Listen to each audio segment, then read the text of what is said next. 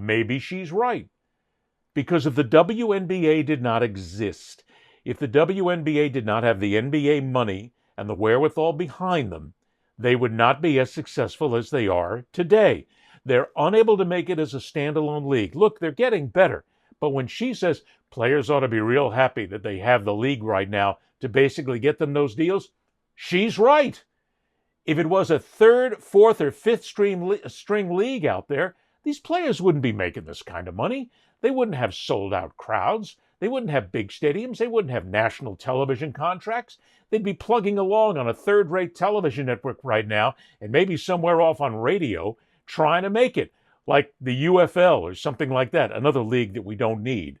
But the WNBA is fortunate enough that they got the NBA involved, and the NBA is there helping them make money. So in essence, let's stop trying to say that, oh, did she really say that? Maybe she did say that, and maybe she's right in some sense.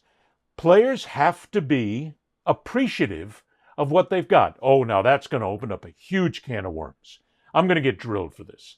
But the players need to be appreciative of what they've got and the fact that they have a platform that helps them become thousandaires, millionaires eventually, household names, but that lets them be professional. The league has to be set up. The players have to buy into it. The players have to give up some of their freedom. The players aren't the ones running the league. Look, maybe that's the next thing. WNBA players like Nafisha Collier have to understand that while they are part of a union and they are supposed to get the best deal possible for their players, which is what every single league should do and every single union should do, sometimes you got to bend a little bit. You got to bend. You don't break, but you've got to get there. The WNBA, look, if you want to put it here, the NBA is here. The WNBA is here. They got a long way to go. And on the grand scale of things for major sports in America, the WNBA still has a long way to go. Long way to go. So maybe the players do need to back off just a little bit and understand that you're not going to get $1 million contracts right now. And not only that, because the WNBA gives you the platform to succeed and the national networks and the national coverage to be out there and show your immensely incredible talents.